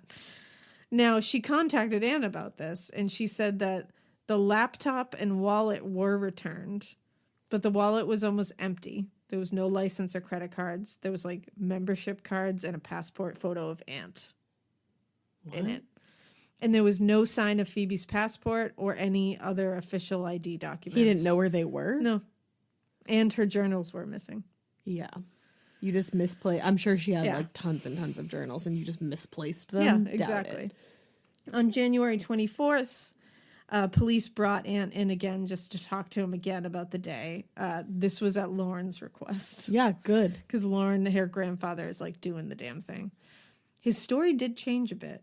Mm-hmm. Because now he said he wasn't sure if he had taken Phoebe's iPhone to get repaired on that day, he originally said, or if he did it the next day. Oh, okay. He also wasn't sure why there was no record on his key fob of him coming in the middle of the day like he claimed to check on her. Yeah, that's just like super weird. Yeah, and he kept just claiming, I did come in. I checked on her. I don't know why it wouldn't be on there. You didn't, though. Now, Phoebe's grandfather decided to do a test with the detectives to see if someone Phoebe's size could put herself in the garbage chute. They even had one of Phoebe's friends, Sarah, who was about her size, attached to a safety harness to really like get them to actually do this. That's wild that she was able to do know. that. Because if that was my best friend, I'd be like, nope, I can't. And there's video on the Phoebe's Fall website, I believe, Yeah. of this. And she's like really nervous. She's like, do you have me? Do you have me? Like it's very Not even nervous. that, but it's like also that's just like, Yeah, it's a lot. exactly. That's like very emotional. Yeah. On January 28th is when they did this on the 12th floor. So you have to pull down this really heavy spring-loaded door with one hand, and then you drop the garbage in with the other. That's how this thing works. Yeah. It has a built-in mechanism that ensures it closes really quickly, and that's to stop big things like people from getting into the garbage Almost chute. like a mailbox, like how you would open a mailbox, Exactly. put a letter in, and then it shuts. Exactly, but this thing But it was is huge. spring-loaded too. So you pull this down, and it doesn't just like whoop, go back up. Yeah, it you literally let go and it slams back shut. Right. Like you have to hold it open to put anything in it. Now, the chute door is 67 centimeters off the ground at the bottom hinge. And so it has a stainless steel door that opens at the flap with supporting side panels. And again, heavily spring-loaded. Mm-hmm. So around it is a smooth steel frame that's like coming out about a centimeter, I believe, off the wall. Not anything like a centimeter, so you can't hold on to it. Right. Like it's nothing that you could actually grip onto. There's nothing else in that room that you could hold on to get into that chute door. You just have to hold on to the chute door. Yeah. So Sarah had long legs like Phoebe, so she could get one foot into the door, but the problem was the other leg. The other leg took forever to get up and actually took a ton of work to get in there. Mm-hmm. When she did get both legs into the door snapped shut and slammed her into her back and pressed her against the wall, kind of like squeezing her, like immediately spring-loaded back at her. Yeah. Her other friend that was there recording the whole thing, then swapped places with her and tried it and had the exact same kind of issues. And also you would think that that would have created some kind of bruising. Exactly. Like that door might like have left slamming you would think it would leave at least something. And it's just like, that's a lot of work. Lauren also said that both of the girls literally put their hands all over the hatch and the surrounding plate, but none of Phoebe's fingerprints were found anywhere on these. Right. And he said they literally put them everywhere. And if you look at the video, they are everywhere. Yeah. He also said Phoebe wasn't sober at the time that she apparently did this. And 2 sober girls couldn't even barely manage to do it. How could this drunk one do it? She was like basically incapacitated. Yeah. And the police, after all this, the police were like, yeah, it looks like it's hard, but it's possible. Like, no, it's not, though. No, where are the fucking fingerprints? That's not possible. So Lauren then went to see Neil Bone, the manufacturer. And when he talked to Neil Bone said that the police had come to talk to him, but he was very upset that no one had given him a chance to show that the machine wouldn't have done what they're saying they would have done. Because now it's making him look bad. Like somebody can just climb into the chute. Yeah. And he was like, I'm really pissed. So Lauren was like, I want to give you the opportunity to like clear this up here. Mm-hmm. And he said, would you be willing to create a replica of the chute so we can attach it to the same kind of material, the same kind of chute, lead it down to a soft mattress so we can really do the entire thing. Because obviously we're not going to send people down the actual chute. Right. But he was like, can you make an exact replica of this? And he was like, hell yeah, I can. On February 18th, Lauren went to this place that Neil Bone had set up this replica chute with Natalie, Russell, Jeanette, Viv, and Sarah were the 2 friends that were the people they were using as Phoebe's stand-in. Sarah went into the chute first. Again, she managed to get into the chute with difficulty like before, but her shoulders were too wide to go down like the slide shaft. down. Yeah. So Viv had to go. When she was trying to get herself into the chute, she sat on the edge of the door, and that made the sides buckle inwards so that the bolts in the side popped out. Okay. Which they were like, that's weird. Maybe that's a possibility that would have happened, and it didn't. This made the flap tilt backwards, and that left her holding the frame by her fingertips. So they were like, this all could have, again, they are sober. Right. And this is what's happening. They're having this much trouble. She's like holding on by her fingertips, like barely in this thing, having to like shove herself breaking in underneath there. her. And it's like breaking. She slid into it with one arm extended up behind her to stop the spring from closing the door on her arms before she got through, because that's the other thing. You can't put your arms down because it's going to be too wide. You had to put your arms above your head. Right. And if you did that, the door was going to shut on your hand. Like slam shut on your hand. So she was having to like hold the door. All very bonkers.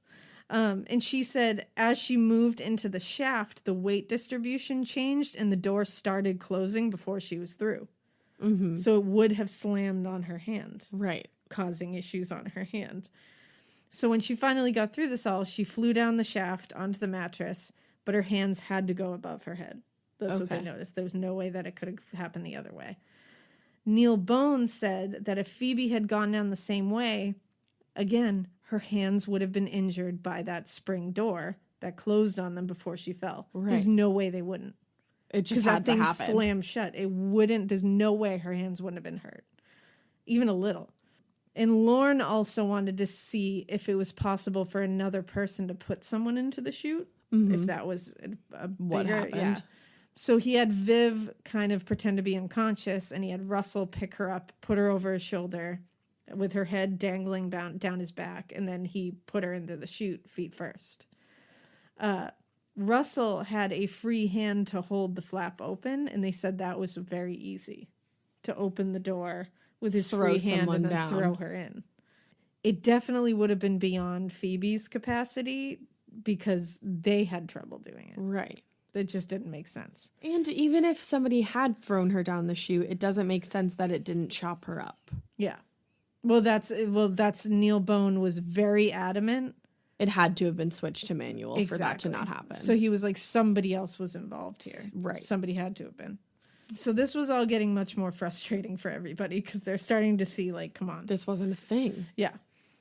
So soon after this, a witness came forward who had been to the elevator that day that Phoebe went missing. And they said shortly before 4 p.m. In there, she said, was a male stranger, stocky, with dark brown hair. He was wearing a light-colored top and dark pants, and he was carrying an object about 20 centimeters long and 10 centimeters wide. He got into the elevator. He pressed 12 without a key fob. And this witness said he must have been buzzed up by someone on level 12. So this witness later told Eric, the building manager, about this whole thing. But he said when he had told homicide, they were just kind of like, whatever. Like, what? Are you kidding me? So it was only later on that police released a photo taken from, they could recover like tiny bits of the CCTV footage. Right. So they did release a photo taken from this, and it was to identify a stocky man in a light blue t-shirt who'd shown up on the footage. So they thought maybe she had buzzed him up. Who is this person? Right. Could he be involved here? They interviewed all the apartments on level 12, and none of them had buzzed anybody up that day. Okay. So if he had buzzed him up if Phoebe had buzzed him up while she was still alive, they never went to look what happened after that. Right. Like that was it. Like that was the end as of far that as guy. it went. They were literally like, "Who is this guy? No one can tell. No one buzzed this guy up. Huh? Okay." She must have done it. And it's like, that doesn't mean anything. Well, like, who's this guy? What if he was like, I mean, what if he was a drug dealer? What if he was somebody she was getting, you know what I mean? Like, you don't know. Right. Who the hell is this dude? Like, we don't know. And nobody went to tell. And even weirder, in the weeks after the death, this guy who worked with Aunt Christo, he worked with Aunt at his company. His name was Christo. Christo, Okay. yeah. He kept visiting Beth, the concierge who found Phoebe, because Beth had taken like a couple weeks off after that whole thing Yeah, because happened. it's fucking traumatic. When she came back to work, he said he would like show up with like flowers for her. And when he kept visiting her, he kept saying to her, yeah, like Phoebe was really depressed, and Aunt did everything he could for her. And like she said, and he kept saying like Phoebe couldn't be saved. She didn't want to be saved. And she said for 2 weeks he came every other day to visit her. What and a like fucking weirdo. And she said she felt like he was trying to convince her. Brainwash her? Like, yeah, like Jesus literally Christ. trying to be like, remember, she was depressed. Aunt did everything he could for I'd be her. like, yeah, I already took a few weeks off to try and move on from this. Maybe you could fuck off, Christo. Please and thank you. So obviously the family wanted more investigation into this after this. Yeah. So the Victorian Coroners Act of 2008 sets out the criteria that make it necessary to report a death in Victoria to the coroner. The first thing is that it has to appear to have been unexpected, unnatural, or violent, or have resulted directly or indirectly from an accident or injury. So once a death is reported, the coroner basically has to come up with the cause. And if everybody agrees with the medical examiner's assertion of cause of death and everything involved in it, then there's no inquest that needs to be held. There's nothing that needs to be done after that. Right. So the other side of that is an inquest has to be held if the coroner suspects that the death resulted from a criminal act, like homicide. Mm-hmm. And then there's also this area of discretion where the coroner can decide whether or not a hearing is required, and if so, whether it is going to be an open inquest. Uh-huh. The coroner can rule that a hearing can be done, quote, on the papers, which means the determination is just based on written reports from police, medical staff, and anyone else that was, basically hearing oral evidence. An open inquest is a public investigation, which witnesses are cross-examined, and they have to answer questions about the whole thing. Yeah. That's an open inquest. That's what the family wanted. So now the task was to get the coroner to agree to an open inquest. This is when everybody can ask everything. Witnesses can come up and ask the coroner things. The coroner can ask witnesses things. It's just basically to get more information about what happened. Phoebe's parents obviously didn't know a ton about the legal system because everyday people usually don't. And they were told that it would be like $60,000 for a good legal counsel. And Aunt's parents were both judges, and they were having trouble finding literally anyone who had not interacted with them in law enforcement to be impartial in this. Oh, God. So they were already at a, disadvantage. Mm-hmm. So before an inquest can take place, police have to prepare a brief for the coroner. And the officer that they chose to do this for this case was Detective Senior Constable Brendan Payne. He did a ton of shit for this case. On March 10th, 2011, he went back to the Valencia Departments and he executed a warrant to take possession of Ant's computer. Phoebe's own computer showed no record of activity since October, 2 months before she died. But there was one item of interest that showed up on Ant's computer. It was a coroner's office form 25. That's the form for the release of a body, which was shown as being downloaded from the website on October 19th, 2010, months before Phoebe died. What was the form? About releasing a body? A coroner's office form 25, which is the form for the release of a body. Okay. Just saying. That's strange. So he was You don't just go looking that up. So he was like, that's weird. But devil's advocate, maybe the timestamp was off or something, but he said that's odd, but okay. So Detective Payne pored over everything and was definitely starting to believe that it might not have been a suicide. It wasn't. Fun fact. And it actually came to light during all this that a mysterious phone number had been found in Phoebe's jeans when she died. They just figured that out? It took 7 months for this to be brought up. The number was under the name Tina Smith, and when they further investigated, the name was fake and the address didn't exist. Like the phone number didn't exist? It was just a weird, like a scrap piece of paper with Tina Smith phone number. Nothing. That's really super creepy and exactly. bizarre. Payne even talked to the repairman about the iPhone. Yeah. And the repairman said he had no paperwork to show when the phone was brought in and did not have a receipt. Payne and some of his investigators analyzed the phone records from Phoebe's 2 phones, Ant's phone and the apartment landline. They couldn't check Phoebe's emails or text messages because all of them were erased. Yeah, that's not normal. Yeah. They looked into the swipe records, like the key fob records. And Payne also talked to the medical examiner, Dr. Lynch, and he asked about weird bruises on Phoebe that were not mentioned in his original report. What? Payne himself was looking at pictures and was like, what are these? Are you kidding me? And he was me? like, yeah, he didn't mention them in his original report.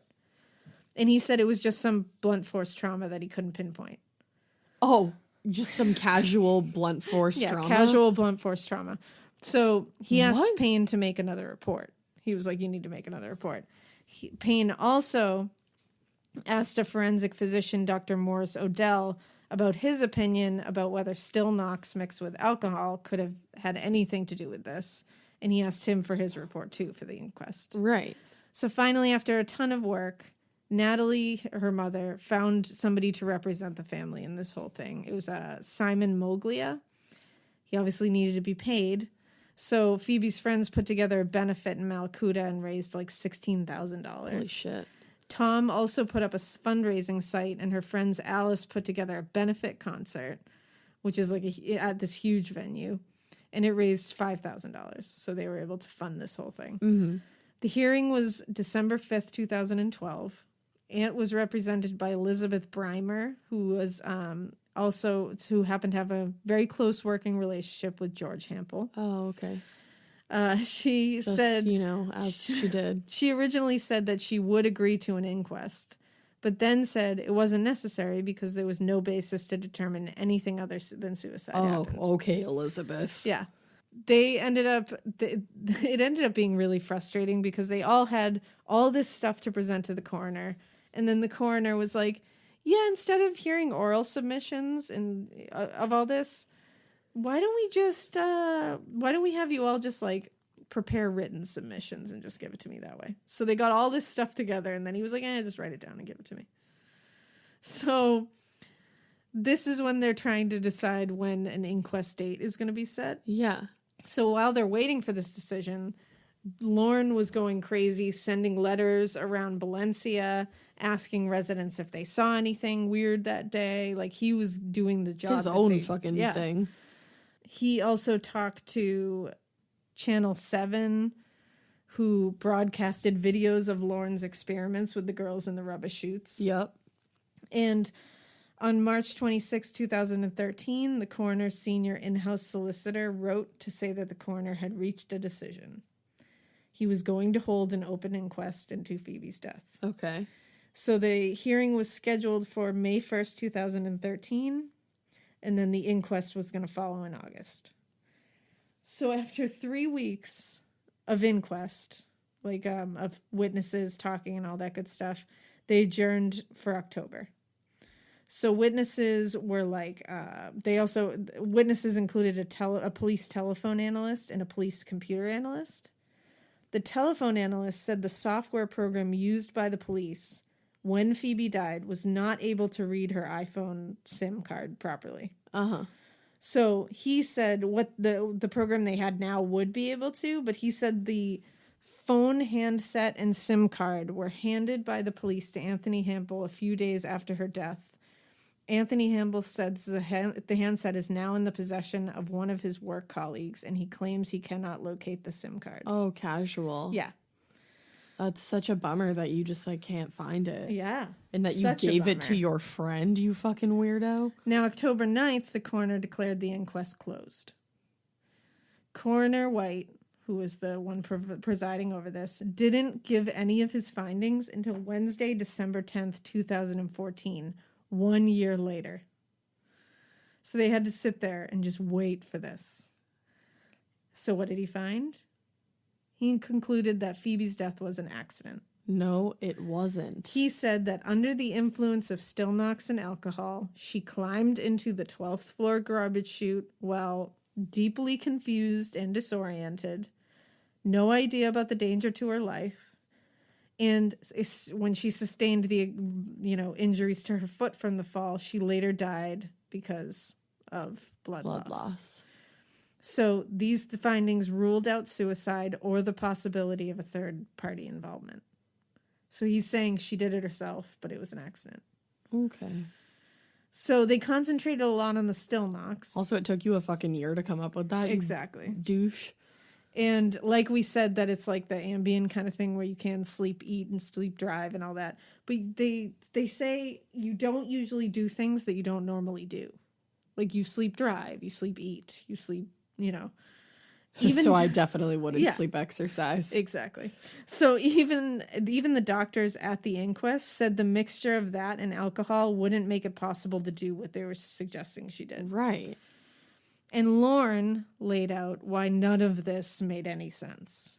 He said the finding that she climbed into the chute herself and that because what they had claimed was that she climbed in herself and that she didn't free fall because they said she must have tried to hold herself against the sides of the chute, like controlling the fall a bit. Mm-hmm. And Lorne said, no, that can't happen. He said, this is literally, you couldn't get your arms down to do that. Her arms would have had to be above, yeah. And also her clothes and her arms were not dirty, and the inside of the shaft was filthy. Yeah, it was fucking trash. So they were like, that doesn't make sense. If she had put her hands against that, she would have had tons of dirt on her hands. Right. And Dr. Lynch, the original pathologist, even agreed that this wasn't the likely scenario. No, it just doesn't make any sense. Yeah. And also, he brought up the head injuries. She had the 1 centimeter abrasion and the bruising on the right side of her jawbone. And what the pathologist said was a subdural hemorrhage present over the left parietal cortex, the upper left side of the brain. They said this injury is capable of causing unconsciousness, and the pathologist made no comment how that could have happened. And that was the one that he said, it could have been an artifact of brain removal. Okay. Like when they did it during the autopsy. But his report put a question mark in front of the comment, but the coroner said it in an affirmative statement that it was caused during the injury. Nope. So they were like, no, that's not what the evidence says. The evidence is him saying, I don't know. It could have been caused by that. Maybe. Exactly. There was also a 1 centimeter abrasion on the outside of her head above her left ear, and it looked like it was consistent with striking something. Like someone hit her in the head. And these can also be said about the, quote, circular and ovoid bruises on her right medial upper arm, which looked like grip marks. And also bruising to her left wrist and her neck. Dr. Lynch, the pathologist, in the autopsy report said, quote, I am not in a position to exclude the possibility of involvement of other parties. So he's literally saying, I can't say that other people weren't involved here. Right.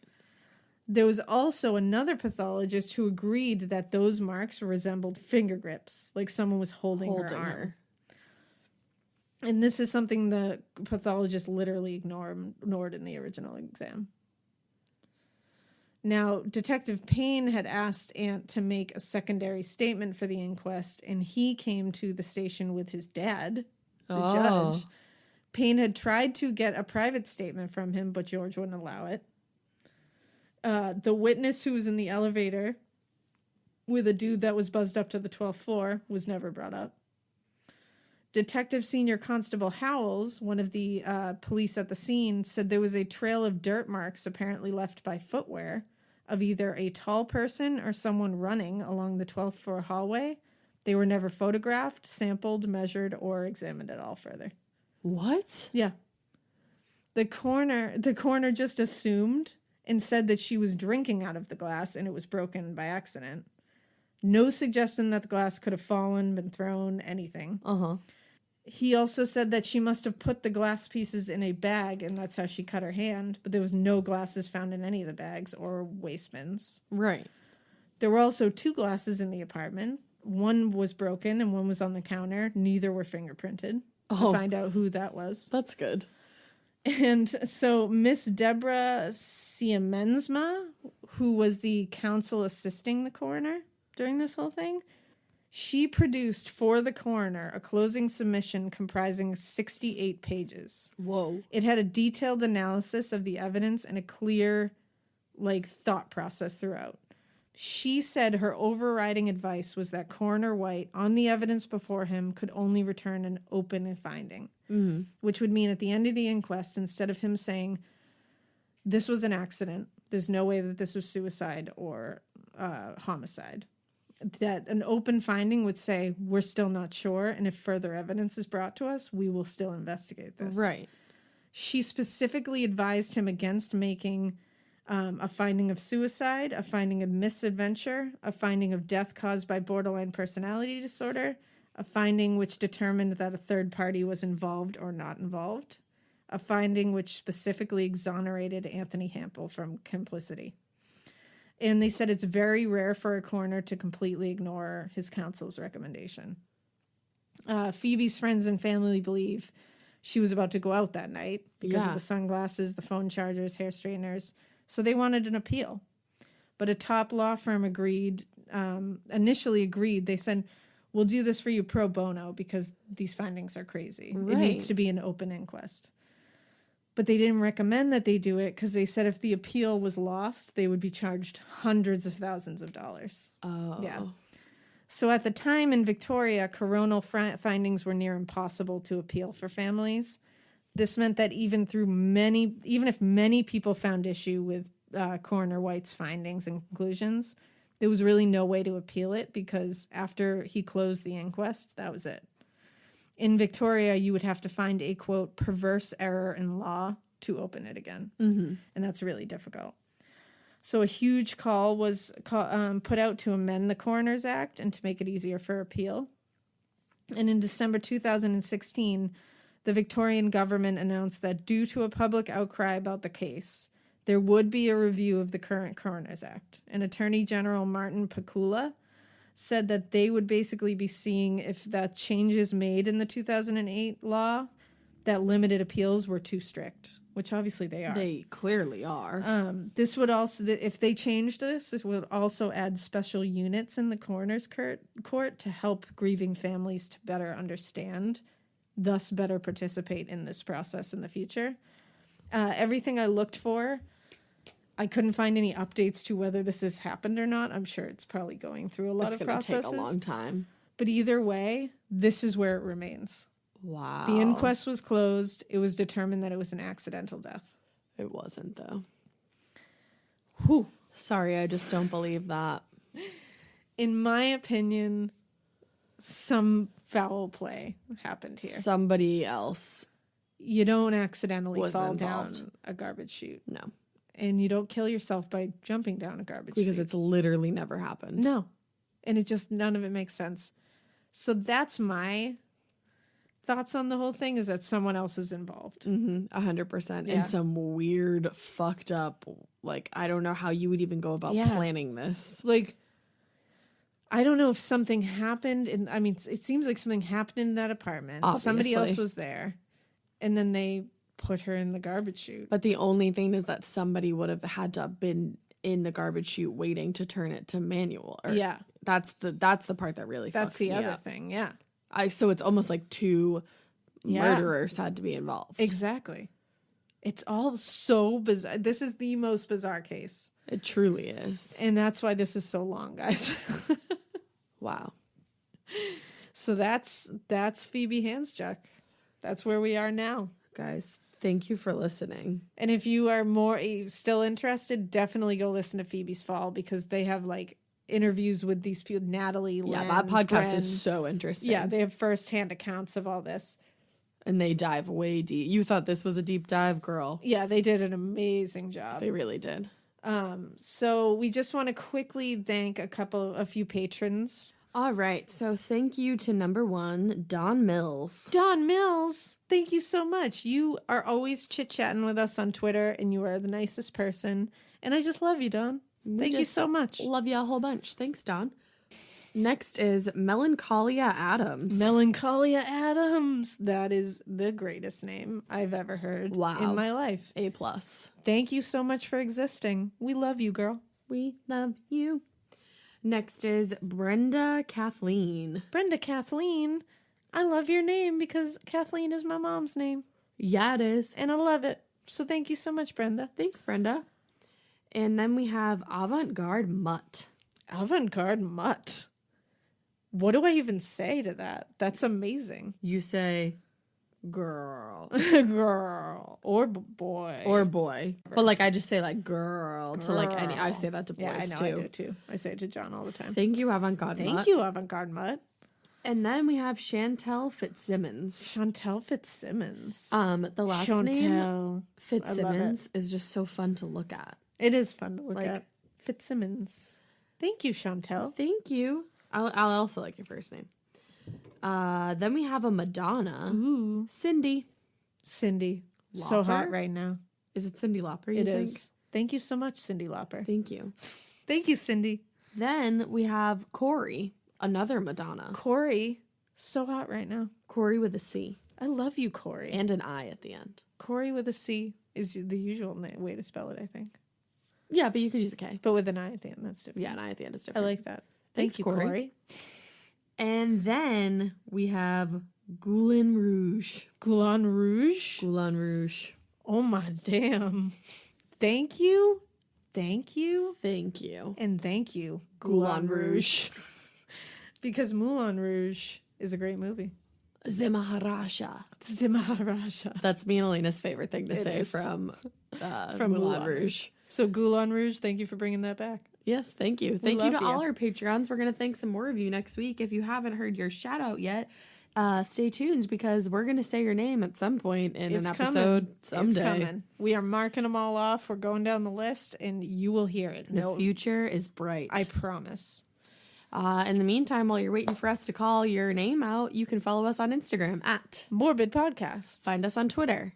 A Morbid Podcast. Send us an email. morbidpodcast@gmail.com. Join the Facebook group. I think we have moderators now. We do, and they're great. Morbid, nope. Morbid, semicolon, nope. Morbid, a true crime podcast. Are you sure this time? And then, where even were we? Facebook, Instagram, Twitter, email. You can also check out our website at morbidpodcast.com.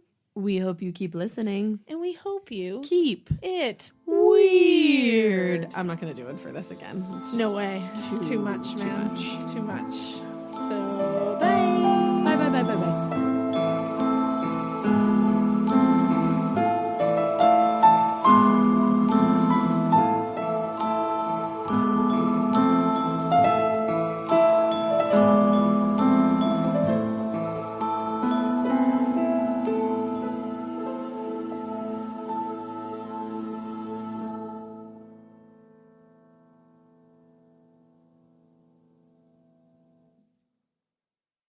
Talk about regrets.